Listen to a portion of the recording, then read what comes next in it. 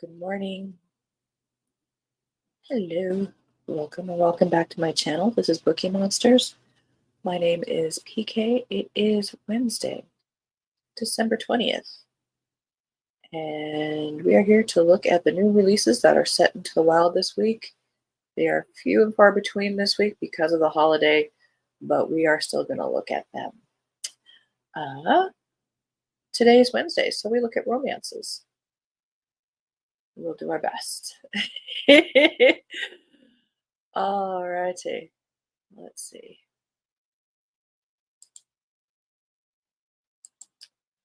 For instance, on my go-to channel,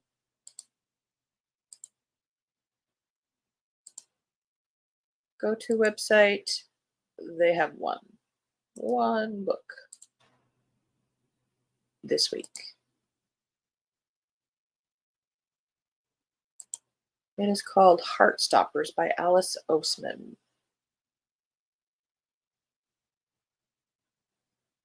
It says Boy Meets Boy. This is volume 5. Boys become friends. Boys fall in love. It's a graphic novel. So, not really a book. We move on.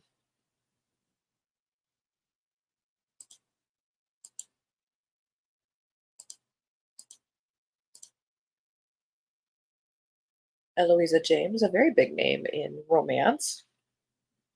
This one is first in the Seduction trilogy, it looks like. 2 Dances and a Duke.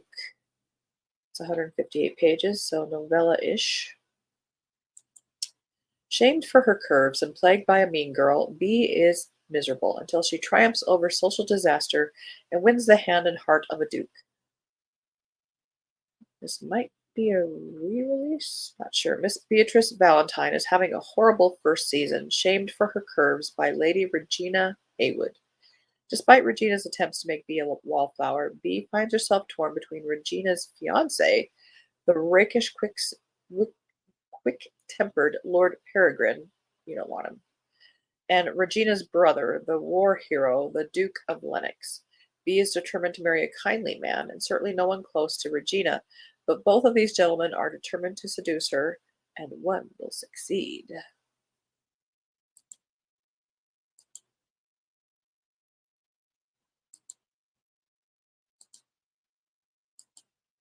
Good morning, Cajun. In Alabama, but my stepmother is sleeping. Hardly any reading yesterday. Oh no. If you got some, okay. You can make up for it. It will be okay. I appreciate you being here. We're looking at romances. First Best and Only by Barbara Delinsky, another big name. I think this is the first digital version of this. This might have come out earlier. I'm not sure. At just 31 years old, Marnie Lang has made a name for herself as the CEO of her family's corporation. So who better to appear on the first issue of the fashion magazine they're set to launch? And they've chosen New York City's hottest photographer for the job. Already overcome with doubts about putting her face front and center, Marnie is thrown into a tailspin when she's introduced to photographer Brian Webster. It never occurred to her that he would be the same Webb who she fell head over heels in love with 14 years ago during a summer in Maine, the same guy her parents blamed for her brother's death in a tragic accident. Getting to know each other as adults reignites the spark between them, but can their resurrected love heal an entire family's broken hearts? In 218 pages, I bet it will.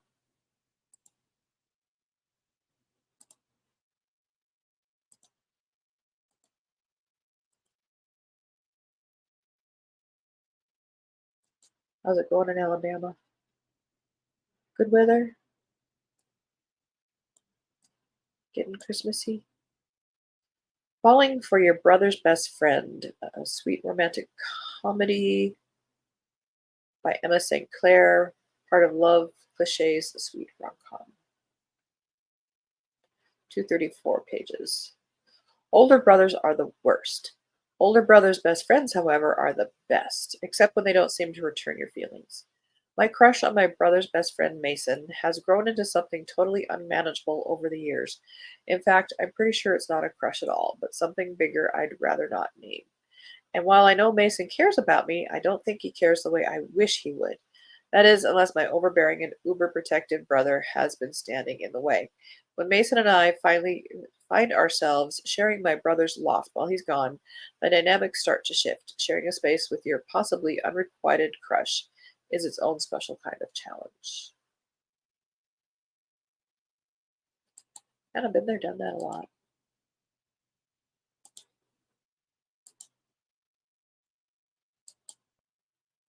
Alrighty. This site has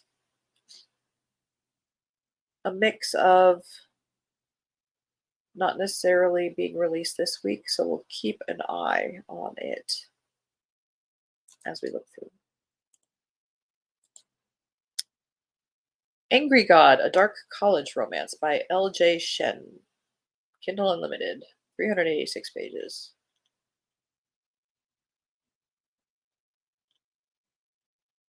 Came out in February of 2020.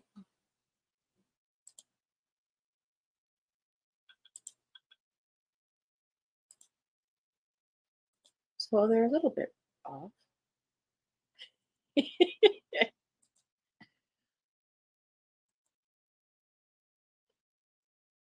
The Brightest Light of Sunshine by Lucina Coney.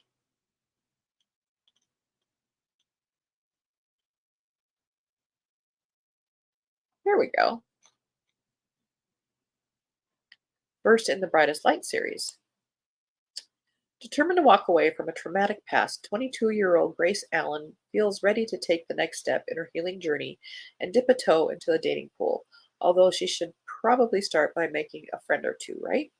Samuel Callahan isn't who she has envisioned as her first male friend in, well, forever.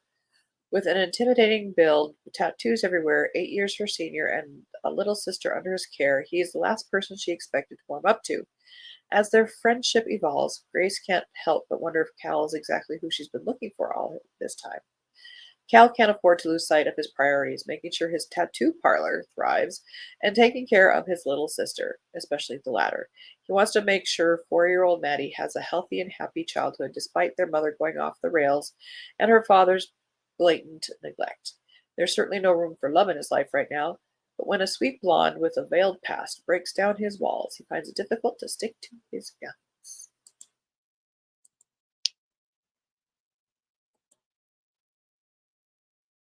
Broken Vow, a mafia romance. Those are a popular subgenre, just like hockey. I don't find them a romantic. Mafia romance, but there's cowboy boots. We're getting mixed messages here. Yes, it's very nice and mild. We're going to go to the cemetery today so I can see my daddy's headstone. Oh, that's right. You mentioned that. Oh, I'm glad. Okay, that's today. It got put in October. I also got him a Christmas card to leave there. That will be very nice. I just could not get him a card this year. Yep, he sees it. Tiffany likes the mafia romances. Oh, okay. That says a lot.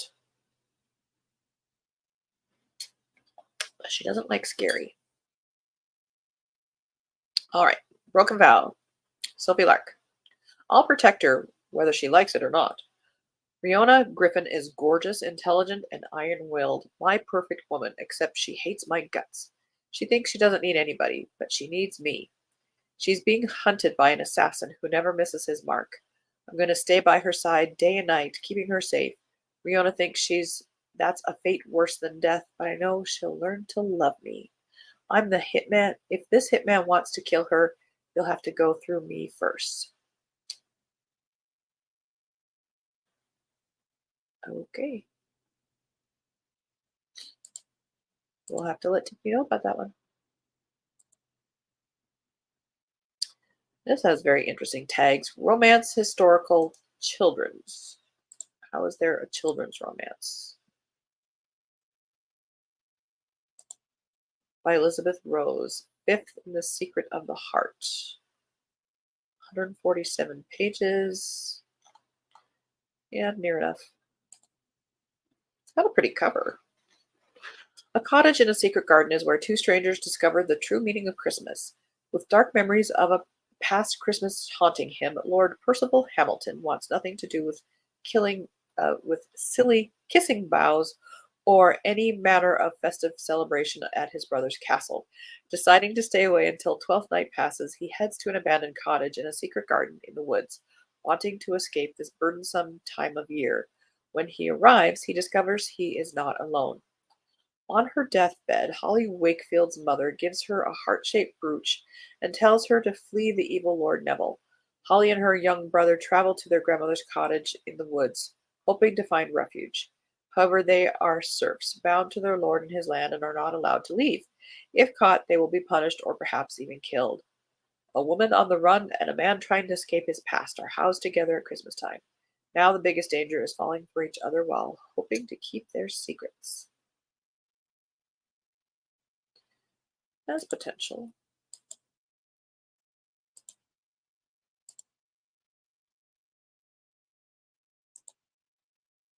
Well, true, I never thought about that. Maybe romances don't have a lot of violence. These are the nice mafia. They're kind. Hi, Annalise. Are you feeling better? I will ask this. Christmas Switch. Romance. Billionaire. LGBTQ. That one we looked at. Earl Crazy by Anna Bradley. Fourth in the games Earls play. 184 pages. You know, they're, at least it was released this week. Gorgeous dress. He's falling out of his shirt. What is that site that's been going on for years and years and years? Smart Women Trashy Books, Trashy Novels. They have a running uh, blog on covers. They're very humorous, very snarky. You think I'm snarky? Earl Crazy. Christopher Egan, heir to the notorious Prestwick earldom, is one of London's most scandalous rakes. He's never credited the gossips' claim that fate cast an ancient curse on every successive Earl of Prestwick as punishment for their wickedness. But once he inherits the earldom after his infamous uncle's untimely demise, it looks as if he may be the next one to lose his head. Determined to cheat the curse and avoid his ancestors' grisly fate, Kit abandons his life of merry debauchery and embarks on a London season to wed the lady he's long been promised to. Matilda Templeton has a knack for causing scandal. Wherever she goes, it follows on her heels. London is the last place such a provocative lady should dare to set foot. But when her shy friend Harriet is sent to London for a season, Tilly is determined to protect Harriet from all the scandals salivating over her impressive dowry. All she has to do is find her friend a proper match without falling prey to another scandal. When the Earl of Prestwick makes a play for Harriet's hand, Tilly vows to do whatever she must to stop him. But when the battle of wills between them leads to a stolen kiss, Tilly fears she may have fallen in love with London's most charming scoundrel.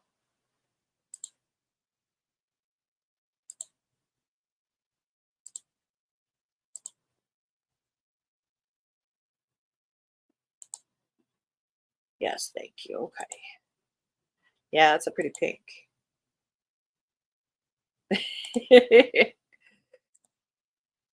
All right. Isn't that the same book? Look at that. Same covers. Is it the same author? Different authors. Look at that. Same covers. It's in the same series, I think. All right. Anyway, that's it for that site for romance. Like I say, this week apparently they took holiday early.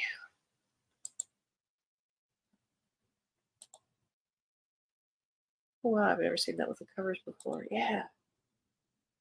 All right. So in last resort, we are looking at harlequin.com. There's always stuff. Now, these are available on ebook right now. The physical books will be released in January. So we're kind of close enough. And for these, there's like 80 of them. So we're just going to look at covers and move along. So, A Daddy for the Midwife's Twins by Tina Beckett.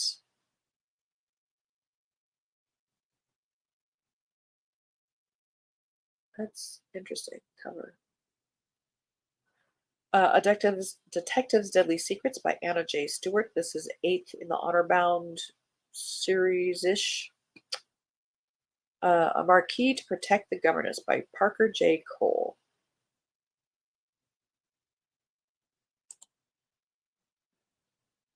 A Mother for His Little Princess by Karen Bain. Royal Docs number 2. I've never really gotten into the medical romances. I'm more historical and adventure. I don't know. Maybe I should give them a try. Have you guys read any of them?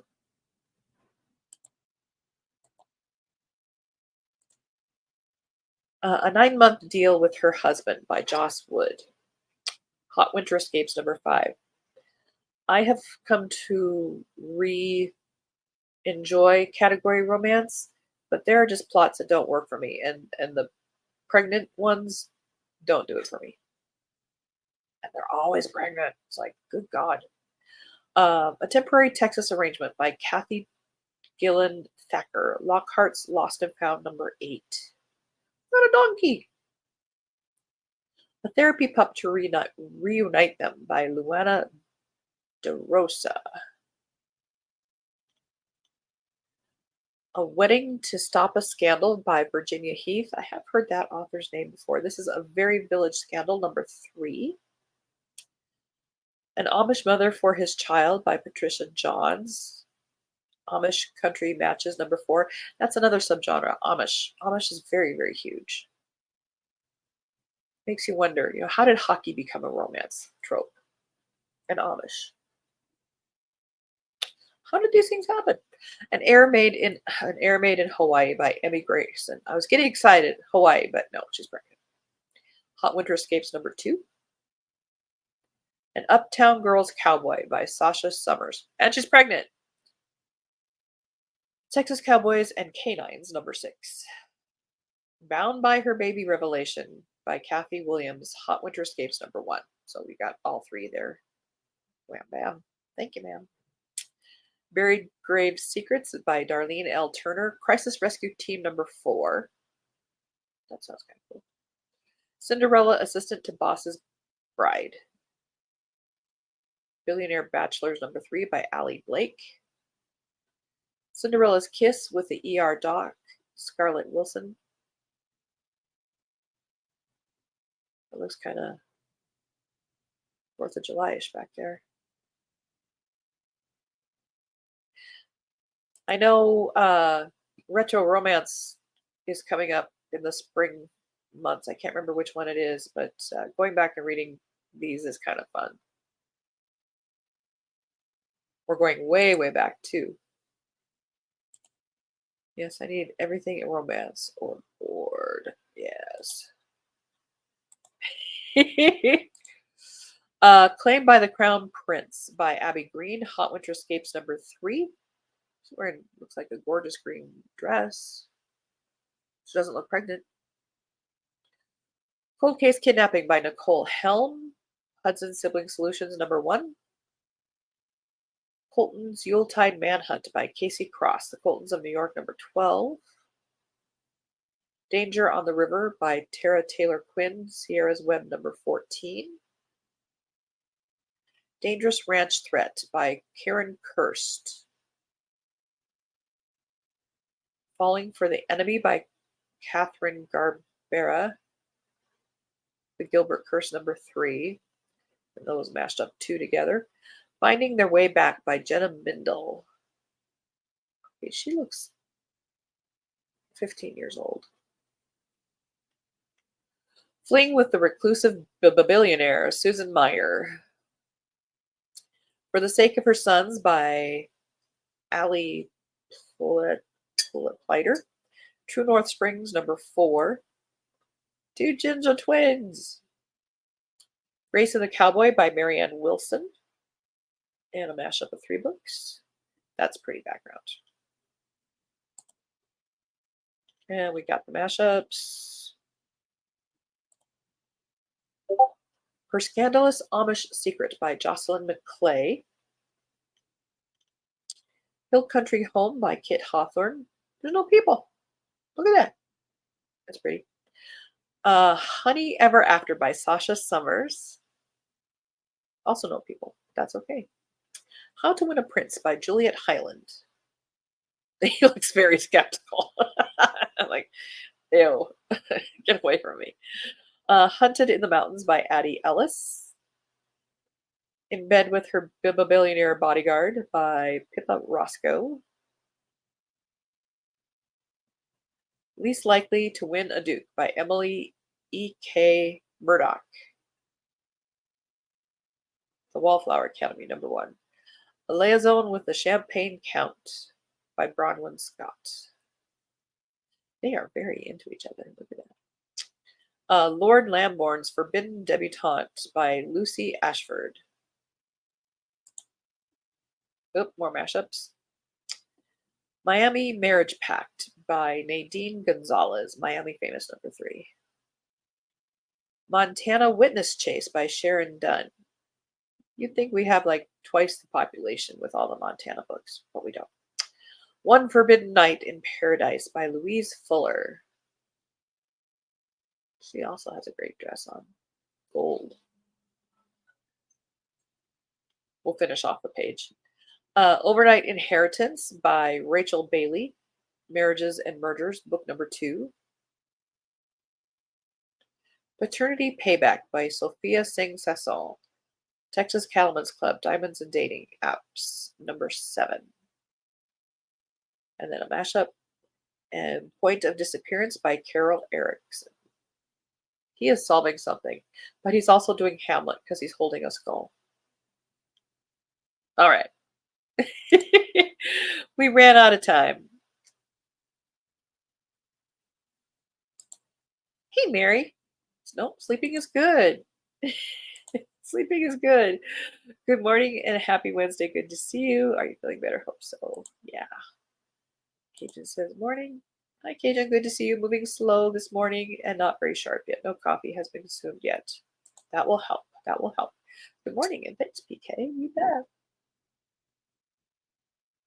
Speaking of coffee, all that grove made me thirsty. All right. Well, we found some things to look at, even though it's a slow week. So tomorrow we look at fantasy and science fiction. And there's no sprints tonight. So you're free to do whatever you like. Tomorrow sprints are at 6:05 Mountain Time, 8:05 Eastern. And that goes for 2.5 hours. I hope you're reading good books. I need to go gas the car, pick up the mail, and we have a new service manager starting, so I have to do a bunch of training today. Never too slow for romance. It's hot and heavy with romance. No. So, for some reason I'm getting a little snuffly. I gotta go blow my nose. I hope you guys have a good Wednesday. Take care of yourselves, everybody, please. We're hitting into the serious holiday stuff now, so get rest, drink lots of fluids, non-alcoholic if possible, and I tend to drink too much coffee is what I do. So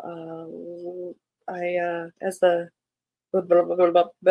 banner says here, don't be a bookworm, be a bookie monster. Om nom nom. Take care. God bless.